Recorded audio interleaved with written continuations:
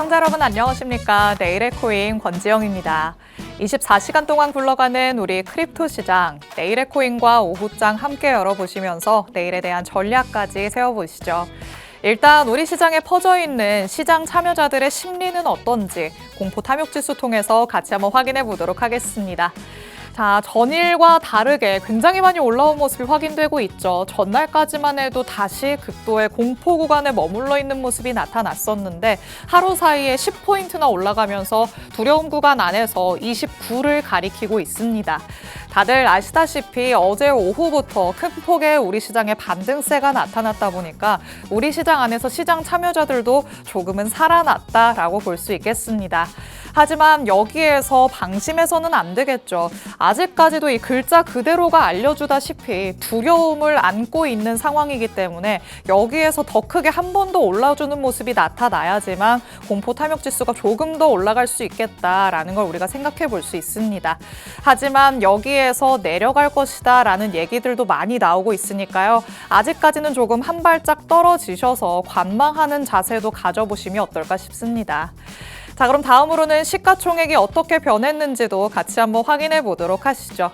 자, 전날에 비해서 확실하게 오름세를 보여줬습니다. 5.58%, 거의 5.6% 상승을 하면서 2조 4,500억 달러까지 시가총액이 올라왔습니다. 전일 이 시간에는 2조 3,200억 달러에 머물러 있었는데 그 사이에 1,000억 달러 넘게 지금 자금이 시장 안으로 들어왔구나라는 걸 확인해 볼 수 있겠죠. 그리고 일주일 전과 대비했을 때도 비슷한 정도의 상승률을 보여주고 있는데요. 일주일 사이에는 그래프가 나타내는 것처럼 우리 시장의 변동성이 꽤나 있었습니다. 시장에 자금이 들어왔다 나갔다 반복하다가 어제 이 시간에는 일주일 전과 조금 비슷한 수준을 되찾았었는데 하루 사이에 많이 올라온 모습이 포착되고 있죠. 하지만 우리의 욕심은 여기에서 끝나지 않습니다. 여기에서 더 올라가주면 좋겠다라는 생각이 드는데 시가총액도 얼만큼 변하는지 시장 안에 자금이 어느 정도나 들어오는지도 꼭 체크를 해보시면 좋을 것 같습니다. 자, 다음으로는 기관들의 움직임도 확인해 봐야겠죠. ETF 통해서 한번 살펴보도록 하겠습니다. 자, 여기에서 굉장히 고무적인 포인트로 짚어볼 수 있는 건 지금 빨간색 원으로 표시한 것처럼 이 ETF를 통해서 순유입세가 지속되고 있다는 점이 될 것 같습니다. 비트코인을 놓고 봤을 때는 계속해서 4억 달러 이상, 2억 달러 이상의 자금이 들어왔고요. 아직까지 실시간으로 집계가 완료되지는 않았지만 비트코인을 통해서는 5,400만 달러의 기관의 자금이 ETF를 통해서 들어오는 모습이 포착됐습니다. 그리고 지난주에 이어서 보더라도 순유출세로 잠깐 돌아섰었지만 다시 한번 순유입세로 돌아섰다는 점이 굉장히 포인트가 될 것 같은데요. 그 전의 흐름을 봤을 때는 사실 조금은 기관들도 오락가락했다라고 볼 수 있습니다. 순유입으로 돌아섰나 싶으면 다시 한번 순유출세를 크게씩 기록을 했었는데 지금은 순유입세에서 그 흐름들을 유지해가고 있다는 데에서 기관들도 조금은 중장기적으로 괜찮게 보고 있는 시점이다. 이렇게 해석을 해볼 수가 있겠습니다. 하지만 기관들이 언제 또다시 발빠르게 자금을 뺄지는 모르는 상황입니다. 이게 지속되는지 지속성의 여부를 꼭 체크를 해보시면 좋을 것 같고요. 순유출로 돌아서더라도 그 폭이 어느 정도가 되는지까지 꼭 살펴보시기 바랍니다. 자, 그럼 이제 실시간 시장 분위기도 한번 확인해 보도록 하겠습니다. 자, 이 실시간 분위기는 지금 1시간 전 대비해서의 흐름들을 보여주고 있습니다. 비트코인이 74,000달러까지 회복하는 모습을 보였다가 조금은 밀린 모습이죠. 그래도 1시간 전 대비해서는 0.09% 상승하는 모습 나타나고 있습니다. 하지만 계속 실시간 시장 보시는 분들은 아실 텐데 여기에서 조금 등락이 반복되는 모습들이 나타나고 있습니다. 힘이 빠지면서 내려갈 것인지 아니면 여기에서 다시 한번 딛고 올라설 수 있는 것인지 일단은 비트코인을 중점적으로 살펴보시는 게 가장 중요할 것 같고요. 이더리움도 마찬가지로 아직까지는 2,100달러 선 위에서 움직임 잘 가져가고 있습니다. XRP도 1.4달러 회복한 다음에는 아직까지 오름세 보여주고 있죠. 솔라나도 지금 90달러를 회복한 상태이기 때문에 100달러를 향해서 갈 수도 있는지 한번 희망차게 지켜보는 것도 좋을 것 같습니다. 하지만 지금 약간 아쉬운 부분은 밈코인단에서 나타나고 있습니다. 지금 메이저 코인들은 1시간 전 대비해서도 오름세를 잘 보여주는 반면에 도지코인과 시바이누는 약간의 내림세를 보여주고 있죠. 어느 정도 알트단에서는 힘이 빠지는 모습들도 나타나고 있기 때문에 오늘 하루 동안 일봉이 또 어떻게 마감되는지까지 꼭 예의주시해 보셔야 될 것 같습니다. 자, 이렇게 실시간 시장 분위기까지 살펴봤습니다. 지금이 굉장히 중요한 기로다라고 볼 수 있겠죠. 여기에서 이제 돌파를 하느냐 아니면 다시 저항을 맞고 내려가느냐 굉장히 중요한 시점에 와 있는데요. 전문가님의 역할이 여기에서 가장 중요할 것 같습니다. 어떤 의견들 들려주실지 지금부터 같이 한번 귀 기울여 보도록 하시죠. 잠시 후에 전문가님과 돌아오도록 하겠습니다. 내일의 코인 본격적으로 출발해 보시죠.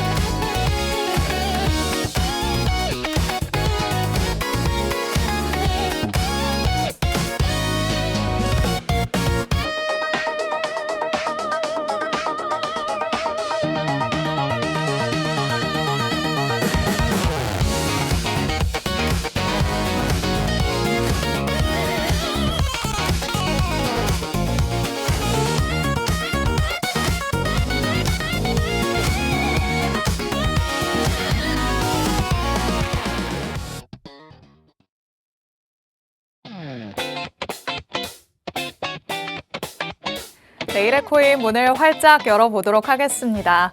저희가 방송 시간 동안 다양한 투자 인사이트들 제공해드릴 예정이지만요. 저희 방송 시간 50분이 조금 짧다 느끼시는 분들도 많으실 것 같습니다. 이런 분들 위해서 저희 방송 시간 아닐 때도 다양한 정보들 얻어가실 수 있게끔 정보방도 마련해뒀습니다. 하단의 QR코드, 저희 방송 끝나는 50분까지 계속해서 나갈 예정입니다. 그 사이에 QR코드 스캔해서 정보방으로 입장하시면 저희 방송 끝난 직후부터 전문가님의 전략 24시간 동안 받아가실 수 있습니다. 말씀드렸던 것처럼 지금 시장이 굉장히 중요한 기로에 놓여 있는 만큼 여기에서 변화할 수 있는 시장의 분위기, 그리고 그에 맞는 대응 전략들까지 꼭 정보방 안에서 챙겨가 보시기 바랍니다. 자, 그럼 오늘 저와 함께할 전문가님 이제 모셔보도록 하겠습니다. 오늘 김우석 전문가님과 함께합니다. 전문가님 어서 오세요. 안녕하세요. 인사 부탁해주실게요. 예, 안녕하세요. 김우석입니다. 일단 우리 어젯밤부터 또다시 힘있게 올라주고 있는 우리의 비트코인인데요.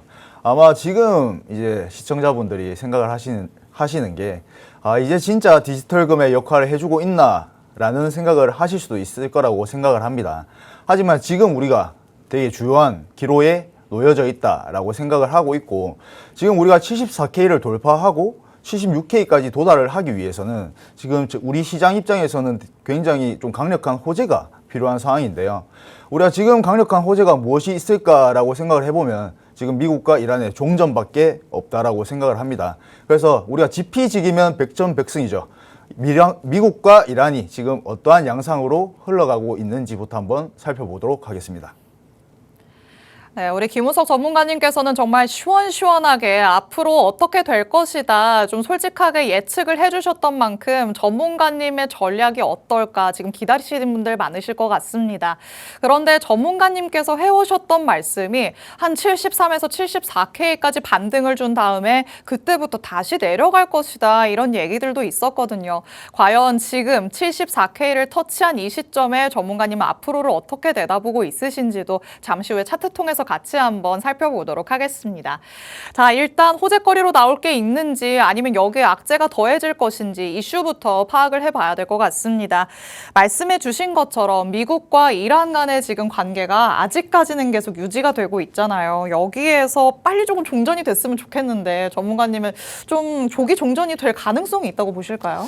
일단 현재로서는 우리가 뭐 감히 종전을 언제 한다라고는 예측하기 힘든 상황이지 않습니까? 네. 그래서 지금 이제 일단은 이 전쟁이 어떻게 되고 있는지를 한번 살펴보면요.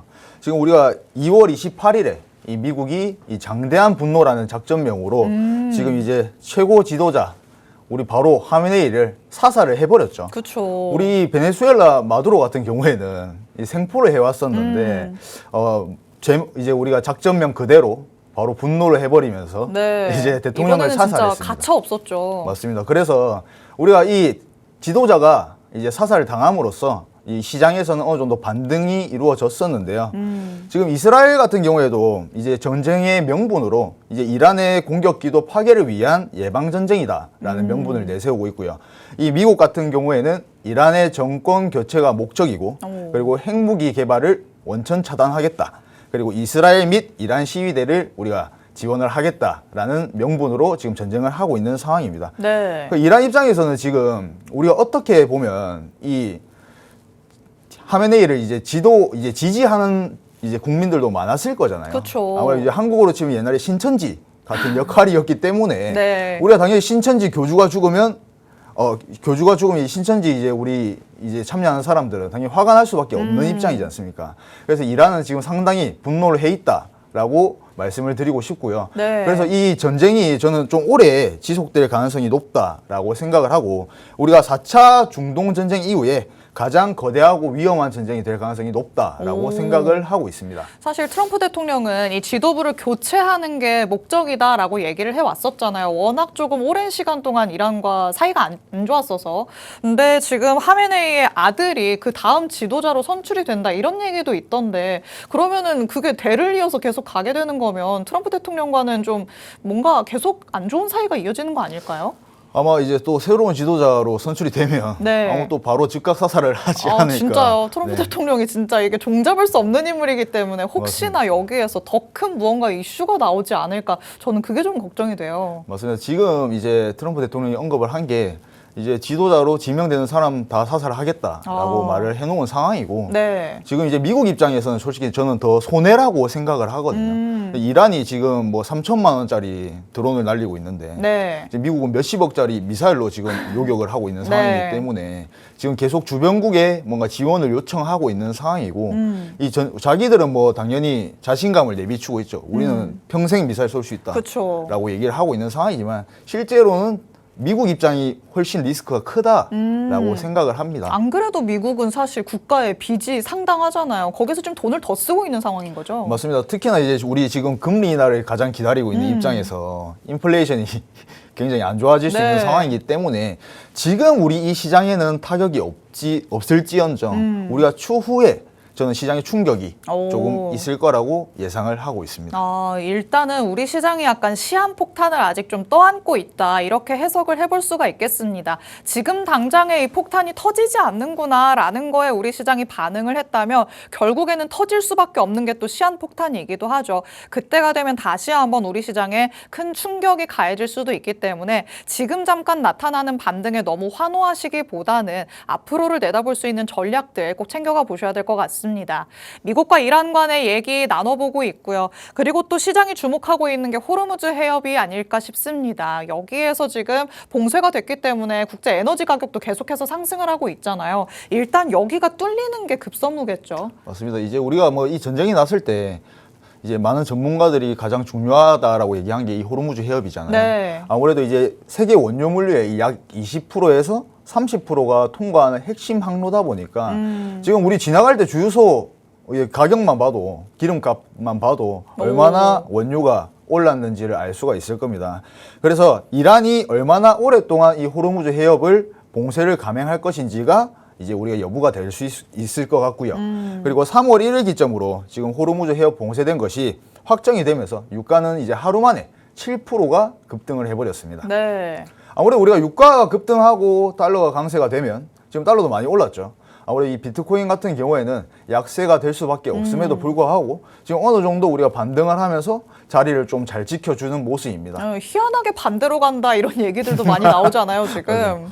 맞습니다. 근데 이제 우리가 비트코인만 지금 자리를 지켜주는 게 아니라 이 나스닥 같은 경우에도 자리를 계속해서 지켜주고 같이 동반 상승을 하고 있는 상황이기 때문에 저는 추후에 우리가 인플레이션이 조금 압박이 오면서 조금 시장에 충격을 주지 않을까라는 생각을 하고 있습니다. 맞습니다. 우리가 지속적으로 또 살펴봐야 될 게 바로 국제 유가가 될 것 같습니다. 7% 하루에 급등하는 모습이 나타났었는데 밤 사이에는 또 이 상승세가 살짝 눌렸다 이런 소식이 나오면서 나스닥 지수가 다시 한번 반등할 수가 있었죠.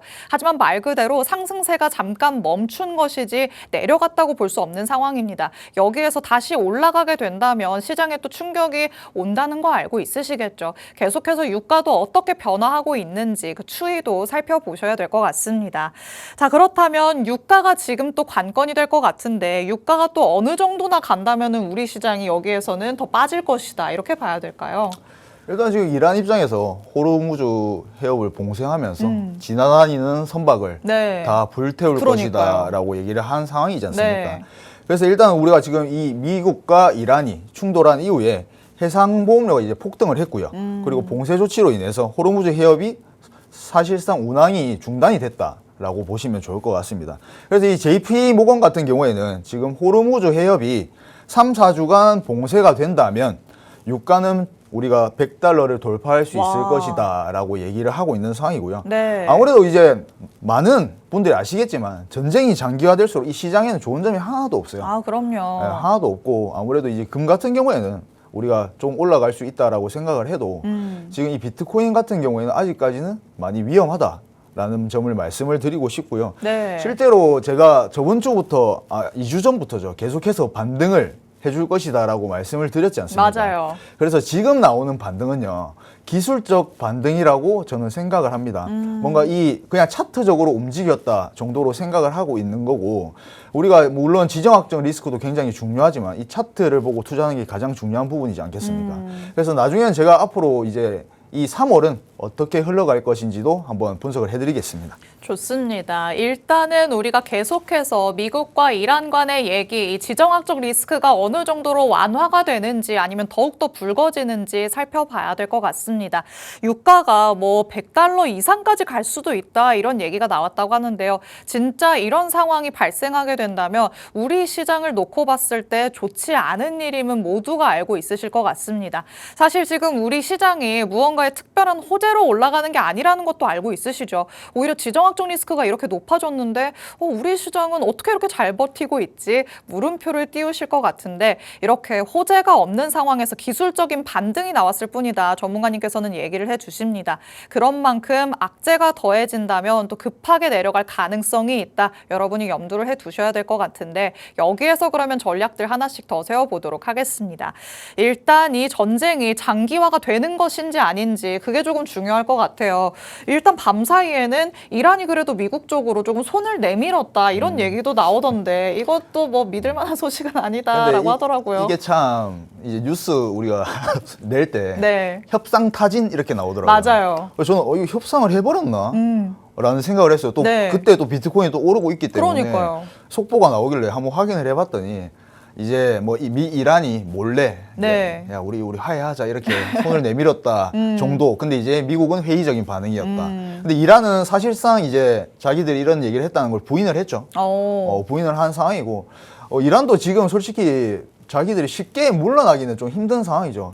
중동 국가에 여러 군데 미사일을 쏴질러 놨고 이미 쏴질러 놓은 상태고 네. 그리고 뭐 자기 나라의 대통령이 죽은 상황이기 때문에 그쵸. 쉽게 물러설 수는 없는 입장이고요. 그리고 이제 우리가 이게 장기전이 될수록 아무래도 우리 트럼프 대통령께서는 시간이 얼마나 걸리든지 상관없다. 우리가 4, 5주 걸릴 것으로 예상을 했지만 그보다 더 우리는 오래 지속될 능력을 가지고 있다라고 얘기를 하고 있지 않습니까? 네. 근데 제가 아까 전부터 말씀을 드리지만 미국이 훨씬 더 타격이 크다라고 저는 생각을 하고 있습니다. 물론 이란 정부 입장에서는 두려움을 느끼는 게 사실이겠지만 우리가 이 미국 입장에서는 계속해서 돈이 나가는 거지 않습니까? 어떻게 보면. 그렇죠. 네, 그래서 주변 나라에 너희 참전 안 하냐? 라고 지금 계속 손을 벌리고 있는 거거든요. 원의 압박을 주고 있는 거기 때문에 네. 지금 현재 입장에서는 한 달 이상 중장기전 가능성을 계속해서 시사하고 있는 상황이고 그렇다면 우리 시장 입장에서는 좋지 않은 이유다라고 말씀을 드리고 싶습니다. 맞습니다. 전문가님이 말씀해 주신 것처럼 이게 장기화가 될 경우에는 미국도 사실 득될 게 없는 상황인 것 같은데 그렇다면 이렇게 불리한 부분이 있는데도 끌고 갈 가능성이 큰 걸까요? 아니면은 여기에서 조금 말은 저렇게 해도 좀 빨리 끝낼 가능성이 더 커지고 있는 걸까요? 제가 생각했을 때 최상의 시나리오는 빨리 미국이 이란을 제압하는 게 아, 더 크게 제압을 해야 된다. 빨리 제압해야 되거든요. 빨리 제압하고 이란이 그냥 항복을 하는 게 네. 저는 최상의 시나리오라고 아. 생각을 하고 결국에 우리가 러시아와 우크라이나가 전쟁이 났을 때도 한번 생각을 해보면 우리가 처음에는 이제 사람들이 걱정을 하고 뭔가 이 시장에 큰 충격을 물론 줬지만 네. 지금 우리는 아직 충격을 못 받은 상황이잖아요. 그러니까 우리 시장에서도 분명히 충격이 나올 거지만 우리가 이게 한 달 이상 장기전으로 가게 된다면 이 사람들 시장 참여자들이 이제 점점 잊어가거든요.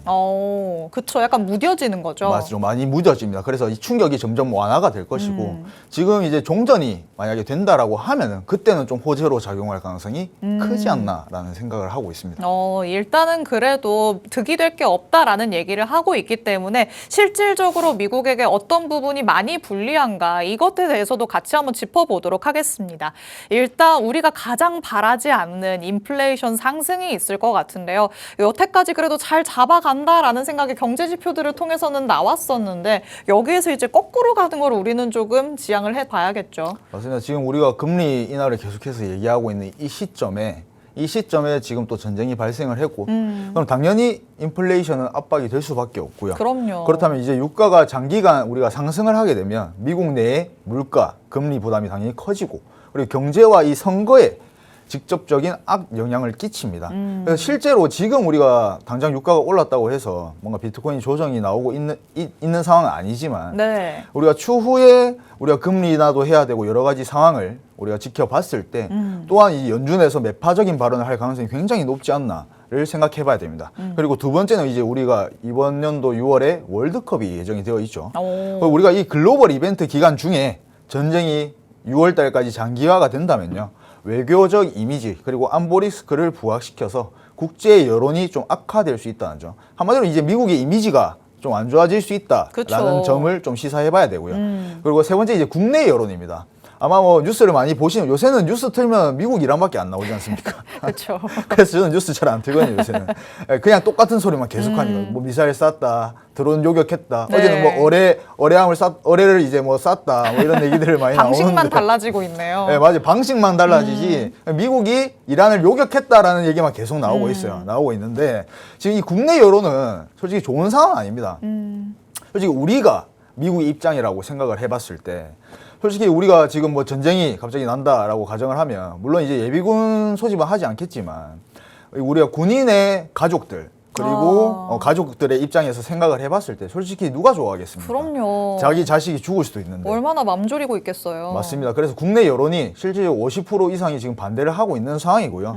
아무래도 장기전으로 우리가 지속이 됐을 때 비용이랑 사상자가 또 증가하고 그리고 피로감이 이제 누적이 될 수가 있지 않습니까? 네. 그래서 반전 여론과 이 정치적 분열이 확대될 가능성이 좀 있다라고 생각을 하고 있습니다.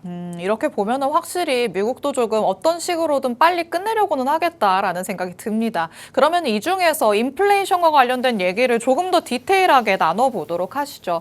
결국에는 우리가 기다렸었던 금리 인하가 훨씬 더 뒤로 갈 가능성이 있기 때문에 우리 시장에는 조금 더 안 좋다 이렇게 볼 수가 있는 거겠죠. 네, 맞습니다. 실제로 이제 지금 이제 뭐 우리가 차기 뭐 의장으로 이 케빈 허시가 지명된 상황이지만 네. 이 케빈 허시 같은 경우에는 제가 뭐 방송에서 말씀 한번 드렸었지만 굉장히 매파적이면서도 네. 유연한 사람이라고 저는 생각을 합니다. 실용주의자 이렇게도 표현을 하잖아요. 맞습니다. 그래서 지금 어떻게 보면 이제 전쟁이 안 났으면 저는 금리 인하가 조금 속전속결로 진행될 가능성이 높다라고 생각을 했는데 지금 이제 우리가 현재 상황을 봤을 때는 조금 매파적인 발언을 할 가능성이 크지 않나. 라고 생각을 하고 있습니다.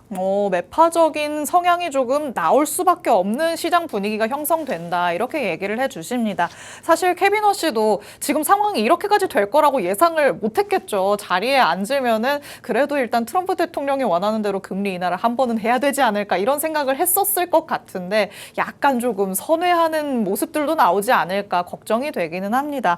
그러면 여기에 따른 우리는 또 어떤 대응 전략들을 가져가 봐야 될까요? 일단 우리가 유가가 상승하게 되면 이게 우리 CPI에 반영이 되지 않습니까?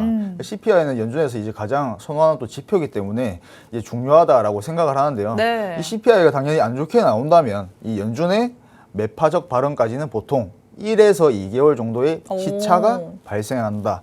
추후에 이제 이 시장에 충격을 줄 가능성이 굉장히 높다라고 생각을 하시면 좋을 것 같고요. 네. 우리가 이 시장은 전쟁 우리 그 자체보다는 이제 공급망 붕괴와 그리고 고금리 장기화를 굉장히 두려워하지 않습니까? 그래서 이 전쟁을 싫어하는 게 시장 참여자 입장에서는 더 큰 거고요. 네. 그래서 이제 유가 추이에 따라서 우리가 연준의 금리 정책 변화를 조금 주시해야 할 것 같고요.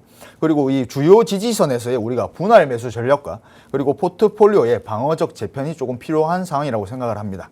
좋습니다. 일단 당연히 유가가 상승하게 되고 CPI가 안 좋게 나온다면 그에 대한 즉각적인 반응도 시장에 나타나겠지만요. 여기에 또 무언가의 시차를 두고 연준의 스탠스도 달라지는 모습이 나타나겠죠. 그러면 여기에 추가적으로 더 큰 충격이 우리 시장에 올 수 있다. 약간 도미노처럼 더 쓰러지는 모습이 나타날 수 있다. 이렇게 해석을 해볼 수가 있겠습니다. 이런 내용들을 같이 들여다보면 참 한숨만 나오죠. 앞으로 안 좋아질 가능성이 더 크겠구나라는 생각이 들 수밖에 없을 것 같은데 그럼에도 시장에 안 좋은 모습들이 나타나더라도 기회를 잡는 사람들은 분명히 있기 마련입니다. 그래서 또 전문가님이 계시는 거겠죠. 전문가님의 실시간 대응 전략들 항상 정보방 안에서 제공해드리고 있으니까요. 하단의 QR코드도 꼭 적극적으로 활용해 주시기 바랍니다.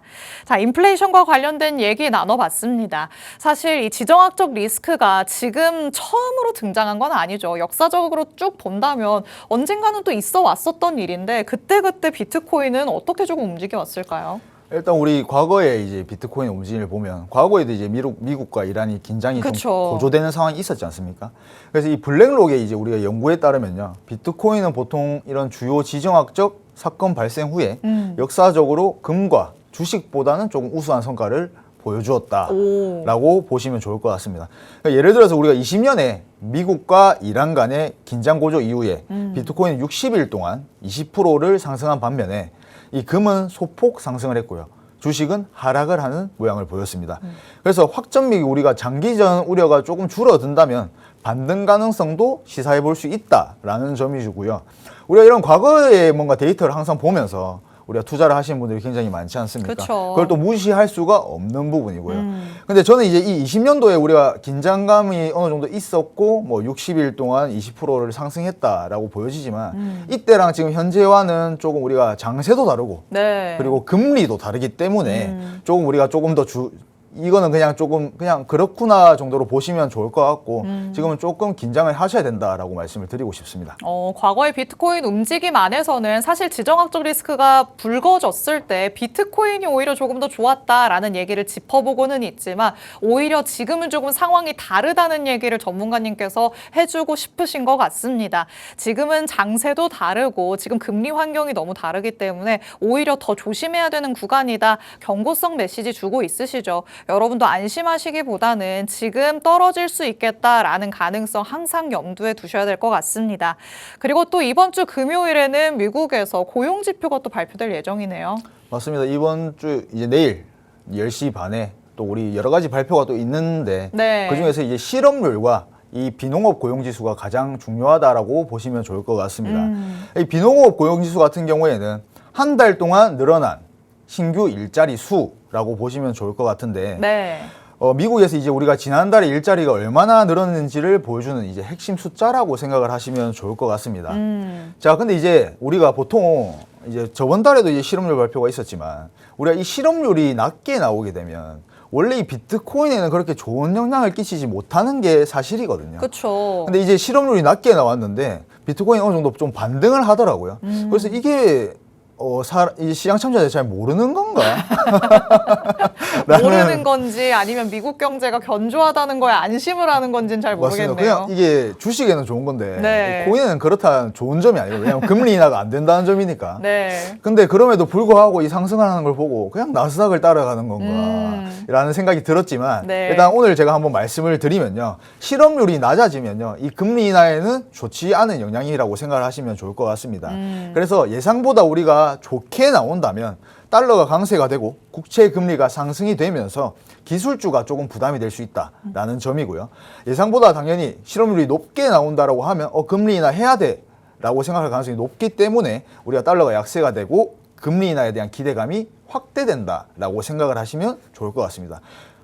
네, 좋습니다. 자, 일단 내일 밤에 고용과 관련된 지표들이 발표될 예정입니다. 사실 견조한 고용이 나타나면 나타날수록 우리는 어떻게 해석을 해야 될까 조금 궁금하셨던 분들도 많으실 것 같은데요. 결국에 우리 시장을 놓고 봤을 때는 금리에 초점을 맞춰야 된다가 정답이 될 것 같습니다.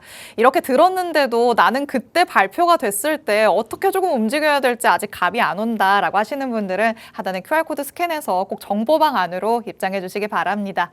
자, 그럼 지금 실시간 시장 분위기도 전문가님과 같이 한번 간략하게 짚고 넘어가 보도록 하겠습니다. 비트코인 같이 한번 만나봐야 될 것 같은데, 자, 지금 일단 반등이 나오기는 나왔어요. 근데 이 반등이 조금 불안한 반등이란 말이죠. 여기에서 이제 어떻게 보실까요? 맞습니다. 제가 조금 이따가 이제 교육을 하면서 네. 앞으로의 방향성, 제가 생각하는 방향성에 대해서 한번 설명을 드려볼 건데요. 네.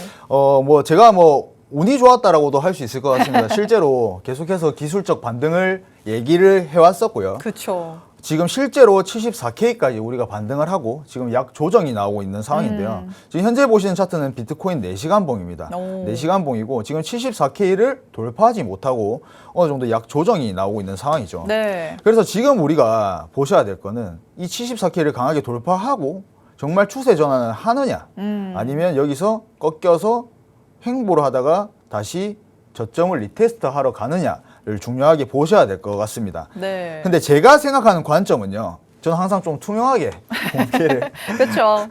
하는 편이죠. 저는 이제 62.5K에서 매수를 진행을 했었고 어제 72K에서 매도를 진행을 했습니다. 오. 그래서 이미 저는 완전 익절을 한 상황이기 때문에 네. 74K에서 조금 긴 호흡으로 저는 공매도 포지션을 들고 갈 계획이라고 이미 정보방에서도 말씀을 드렸습니다.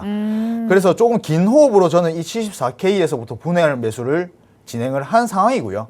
네, 그래서 저는 쉽게 말하면 다시 저점을 노리러 갈 가능성이 높다라고 말씀을 드리고 싶습니다. 자, 지금 1시간 봉을 한번 보면서 제가 설명을 드리면요. 네. 자, 우리가 이게 전형적으로 어제 올리는 이제 우리가 이틀 연속 올랐지 않습니까? 그쵸. 이틀 연속 올랐는데 전형적으로 제가 생각했을 때는 뭔가 개미를 안 태우고 좀 급하게 올랐다. 개미를 조금 태우면서 올랐다라고 생각을 하시면 좋을 것 같습니다. 태우고 올랐습니다. 아, 태우고 올라갔다는 말씀이시죠? 맞습니다. 이게 우리가 전형적으로 N자형 상승이라고 말을 많이 해요. 그래서 개미를 조금씩 태우면서 급박하게 올랐고 지금 어느 정도 기대감을 많이 준 상황이죠. 그쵸. 정말 이제 가나? 또 코스피도 좀 내려왔으니까 이제 비트코인 가나? 맞아요. 주위에서 가장 많이 들은 얘기예요. 맞습니다. 제가 좀 우리 이틀 전에 코스피가 많이 내려서 어제부터 많이 내려서 네. 제가 그 헬스장 아저씨한테 좀 꺼드럭거리려고 했거든요. 네, 솔직히 좀 꺼드럭거리려고 했는데 네. 오늘 좀 많이 올랐더라고요. 네, 그래서 타이밍을 놓치셨네요. 역시 사람은 겸손해야 한다라는 생각을 하고 있고요. 네. 아마 시청자분들이 제가 우리가 다시 저점으로 내려간다라고 말씀을 드리면 솔직히 좋아하실 분들이 누가 있으시겠습니까? 아, 그럼요. 대부분 장기 보유자들이 많으신데. 네. 근데 그렇다고 우리가 저점을 다시 내려간다고 해서 우리가 비트코인이 끝나는 건 아니지 않습니까? 그래서 제가 앞으로의 방향성에 대해서 제가 나중에 있을 교육에서 한번 설명을 한번 드려보겠습니다. 좋습니다. 일단 조금 간략하게 같이 실시간 차트 보면서 방향성 예측해 봤습니다. 전문가님께서는 일단 74K 부근에서 어느 정도의 시간이 걸릴지는 모르겠지만 여기에서 횡보를 하더라도 결국에는 밑으로 향할 가능성이 조금 더 크다라고 말씀을 해주시죠. 그렇다면 그에 맞춤 대응 전략들도 여러분이 가져가셔야지만 리스크를 줄일 수 있지 않을까라는 생각 듭니다. 저희 방송 시간이 한정적이기 방송이기 때문에 방송 끝나고 나서 더 다양한 정보들을 얻어가시려면 정보방 안으로 들어오셔야 됩니다. 하단의 QR코드는 50분까지만 열려 있을 예정이니까요. 지금 바로 스캔해서 정보방 안으로 꼭 입장해 주시기 바랍니다. 그럼 저희는 잠시 후에 돌아와서 전문가님 통해 교육도 한번 들어보도록 하겠습니다. 잠시 후에 만나보시죠.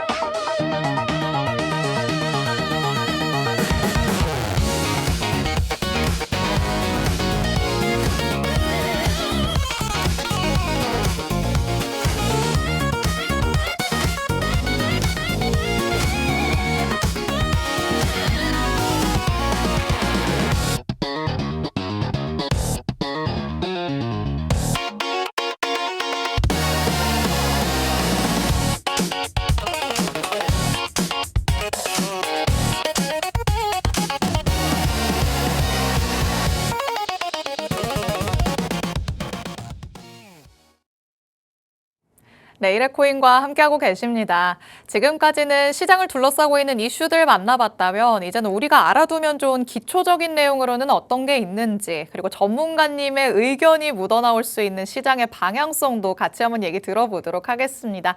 자, 항상 기초 오브 기초를 가져온다라고 얘기를 하셨는데 아직 우리가 모르는 기초는 또 뭐가 있을까요?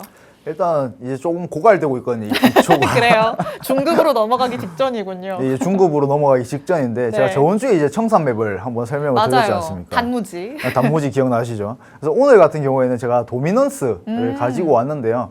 이 도미넌스 같은 경우에는 물론 뭐 마시는 분들도 계시겠지만 네. 제가 오늘 좀 쉽게 한번 설명을 드려보겠습니다. 자, 바로 한번 보시면요. 자, 우리가 유동성의 흐름을 읽는 도미넌스 라는 말 많이 하죠. 자, 근데 이 비트코인 도미넌스 같은 경우에는 자, 이것만 외우시면 됩니다. 전체 암호화폐 시장, 즉 코인에 들어간 돈 중에 비트코인에 들어간 돈이 얼마나 비율이 되냐를 보시면 좋을 것 같고요. 이게 왜 중요한 역할을 하냐면요. 이 비트코인이 시장을 얼마나 주도하고 있는지를 보면 알트코인의 강세를 예측할 수 있기 때문입니다. 실제로 우리가 비트코인 소식이 아직 너무 비싸지 않습니까? 그래서 알트코인 투자하시는 분들이 굉장히 많으십니다. 그래서 우리 알트코인은 언제 오르냐? 비트는 오르는데 알트코인은 안 간다라고 말씀하시는 분들이 도미넌스를 무조건적으로 보셔야 될 것 같고요. 이 도미넌스는 우리가 비트코인 도미넌스뿐만 아니라 이더리움 도미넌스나 알트코인 도미넌스도 살펴볼 수 있다는 점입니다. 자, 비트코인 도미넌스의 의미는 이 비트코인 도미넌스가 높다는 건 그만큼 비트코인으로 자금이 몰리고 있다라고 보시면 좋을 것 같고요.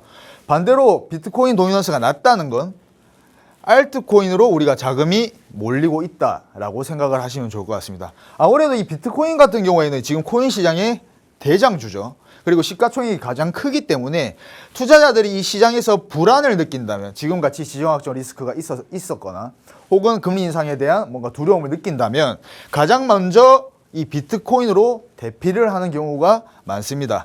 그래서 반대로 우리가 시장이 안정된다면, 즉 상승장이 온다면 고수익을 노리고 알트코인으로 이동하는 경향이 많다고 보시면 좋을 것 같습니다. 자, 우리가 도미넌스로 알아보는 현재 시장을 한번 보시겠습니다. 지금 비트코인 도미넌스가 59% 수준을 유지하고 있습니다. 이게 높은 편이냐 우리가 낮은 편이냐는 과거 데이터랑 한번 비교를 해봐야 될 것 같은데요. 우리가 17년도나 21년도 알트 불장 당시에는 이 비트코인 도미넌스가 40% 미만으로 떨어졌다라고 보시면 좋을 것 같고요. 그럼 지금 현재는 알트한테는 좋지 않은 상황이라고 생각을 하시면 좋을 것 같습니다. 자, 그래서 이거는 뭐 사진을 찍으셔도 돼요. 잘 기억이 안 나실 것 같으면. 그래서 우리가 보통 비트코인 도미넌스 차트를 보고 뭐 비트코인 이 가격이 어떻게 되는지를 살펴보는데, 우리가 비트코인 가격이 오르고 도미넌스도 오르고 있다. 그러면 즉 비트코인이 독주한다 라고 보시면 좋을 것 같고요. 24년도 초에 이런 분위기가 있었는데 다른 코인들은 믿을 수 없고 우리가 무조건 비트코인만 믿겠다라는 심리가 작용한다라고 보시면 좋을 것 같습니다. 자, 두 번째는 이제 비트코인 가격은 상승하는데 도미넌스는 하락한다. 이게 가장 흥미로운 상황인데요. 알트코인 투자자 입장에서는 당연히 최상의 시나리오가 될 수가 있겠습니다. 자, 세 번째는 비트코인이 하락하고 도미넌스가 상승한다. 최악의 상황이죠. 자, 시장 전체가 하락하는데 알트코인은 당연히 더 큰 폭으로 하락을 할 수가 있다라고 보시면 좋을 것 같고요. 자, 이거는 정말 흔치 않은 상황인데요. 비트가 하락하는데 도미넌스 하락. 자, 이거는 뭐 특별한 테마나 우리가 이슈가 있을 때나 이런 현상이 나타나고 하지만 요새는 나타나기가 힘든 상황이라고 보시면 좋을 것 같습니다. 자, 그래서 지금 비트코인 주봉 차트를 제가 가지고 왔는데요. 54% 이하로 하락하기 시작하면 뭔가 알트코인에 우리가 자금이 조금 몰리고 있다라고 생각을 하시면 좋을 것 같고, 그러면 우리가 이때 한번 매수를 해볼 만하지 않나라고 생각을 하고 있습니다. 자, 제가 오늘 요거를 좀 준비를 해왔는데, 우리가 지금 2월 월봉이 마감되었지 않습니까? 또다시 음봉으로 마감을 한 상황입니다. 지금 그래서 5개월 연속 음봉으로 마감을 한 상황이고요. 그럼 우리가 지금 앞으로의 3월이 가장 중요하고 지금 앞으로의 시장의 방향성이 가장 중요하다라고 생각을 하는데요. 우리가 지금 24년 가격 구조를 보시면요. 약 7개월 동안 이 71.2K 그리고 74K 안에서 돌파를 하지 못하고 머물렀던 사례들이 있습니다. 그래서 지금 현재도 굉장히 흡사한 양상이라고 보시면 좋을 것 같아요. 우리가 3월 초기 때문에 어느 정도 기대감 때문에 월 초에는 반등을 할 수가 있지만 이 75K, 75.7K를 돌파하지를 못한다면 다시 이 구간에서 횡보할 가능성이 굉장히 높다라고 생각을 하고요. 우리가 지금 22년 하락장과 지금이 굉장히 흡사하다라는 점을 제가 말씀을 드리고 싶은데, 이 15MA선이라는 게 보이시죠? 이 15MA선을 우리가 약 1, 2개월 동안 돌파를 시도했음에도 불구하고 결국에는 돌파를 하지 못하고 다시 저점을 다지는 모습을 보일 수가 있습니다. 지금 현재도 굉장히 흡사하다라고 보시면 좋을 것 같습니다. 이 15MA선을 우리가 돌파하지 못하고 다시 저점을 다지고 있는 상황이라고 보시면 좋을 것 같은데요. 그래서 우리가 지금 3개월, 이게 3월 달 같은 경우에는 뭔가 당장의 양봉을 기대하기보다는 적어도 이 캔들의 몸통이 조금 작아지고 충분히 이 15MA선을 우리가 끌어내리면서 캔들이 이 위로 올라가야 우리가 상승을 준비할 수 있다라고 보시면 좋을 것 같습니다. 당장 우리가 V자 반등을 기대하는 것은 아니라고 생각을 하고요. 지금 상당히 부정적인 국면이기 때문에 최소한 이 15MA를 끌어내리기 위해서 저점을 다시 형성하다가 충분히 반등을 해줄 것을 생각을 해야 한다라고 보고 있습니다. 자, 주봉 역시 굉장히 좋지 않습니다. 지금 155MA를 확정 이탈하는 상황이고요. 적어도 우리가 주봉 같은 경우에는 이 155MA 위에 올라와야 적어도 우리가 반등을 기대를 할 수 있다라고 보시면 좋을 것 같고요. 자, 지금 주봉 데드 크로스가 나오고 있는 상황이라고 보시면 좋을 것 같습니다. 자, 지금 비트코인 일봉 차트인데요. 제가 지금 월봉을 제가 말씀드린 이유는 우리 이 개미 투자자들 같은 경우에는, 개인 투자자들 같은 경우에는 실제로 우리가 뭐 일봉이나 4시간 봉을 보고 투자를 하죠. 그래서 실제로 1이 1비하는 경우가 굉장히 많습니다. 자, 근데 이 기관이나 우리 대형 자금 같은 경우에는 월봉을 보고 투자를 해요. 그래서 월봉을 우리가 무조건적으로 보셔야 한다라고 말씀을 드리고 싶고요. 자, 제가 예상하는 시나리오는요. 지금 우리가 어느 정도 반등을 해주고 74K까지 올라와 준 상황이지 않습니까? 그래서 3월 초 같은 경우에는 우리가 어느 정도 기대감, 3월에 대한 기대감이 있기 때문에 어느 정도 올라와 줄 수 있다라고 저도 보고 있었고, 그래서 반등을 얘기했던 거지만 지금 실제로 이 구간을 강하게 돌파해 주긴 저는 힘들다라고 보고 있습니다. 그래서 지금 이 74K에서 75.7K 부근이 저는 강한 저항이라고 생각을 하는데요. 저는 지금 아까 말씀드렸듯이 74K에서 공매도를 한번 진행을 했고요. 분할 매수로 진입을 했습니다. 만약에 우리가 지금 이 74K에서 바로 하락을 하지 않고 살짝 튀어 올랐다가 꼬리를 달고 내려가는 경우를 생각해서 분할 매수를 진행한 거고요. 60K 이하로 내려오게 된다면 저는 분할 매수로 다시 매수를 조금씩 짧은 호흡으로 접근을 할 계획입니다.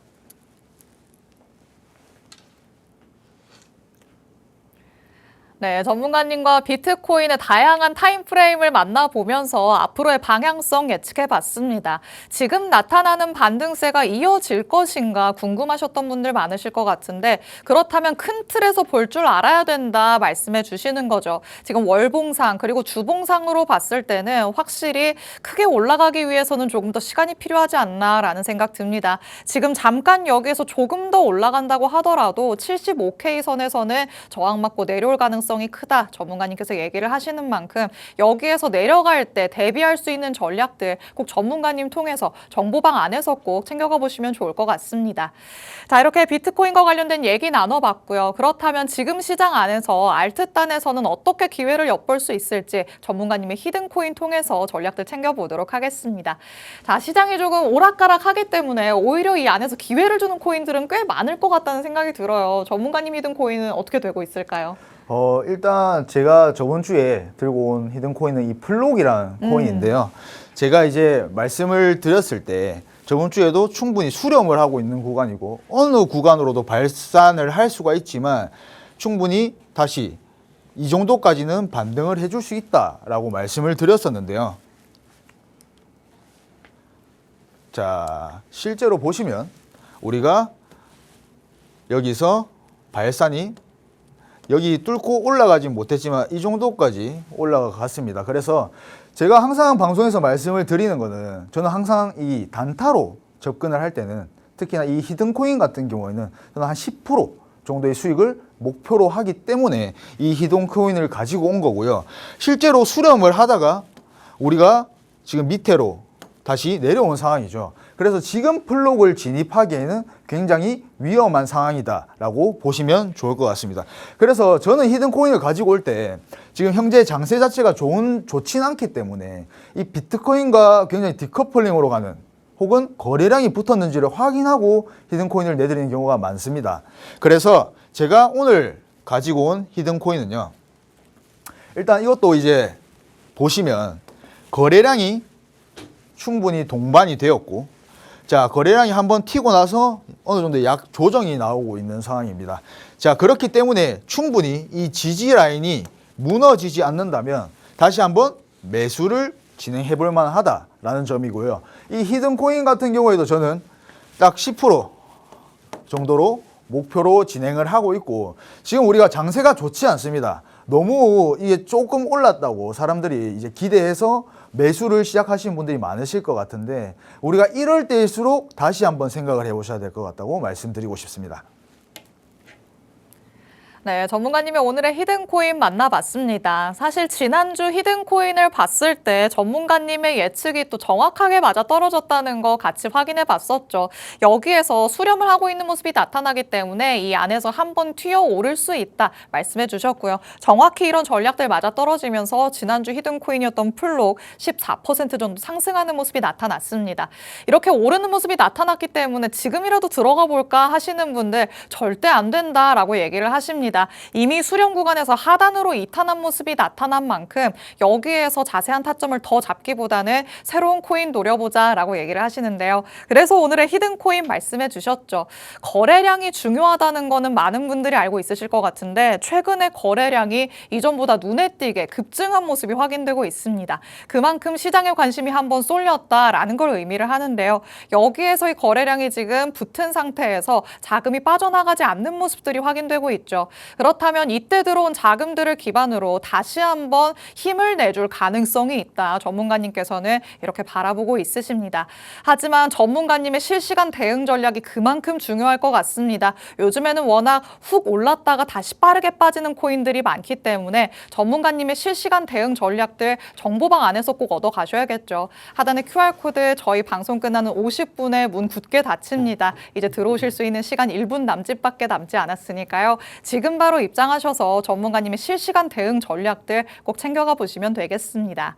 오늘 저희가 준비한 내용은 여기까지입니다. 본 방송에서 제공해드리는 정보는 투자 판단에 대한 조언일 뿐 해당 자산의 가치 또는 상승 하락을 보장하지는 않는다는 점 유의해 주시기 바랍니다. 저희는 내일 이 시간에 다시 찾아뵙도록 하겠습니다. 시청해주신 여러분 고맙습니다.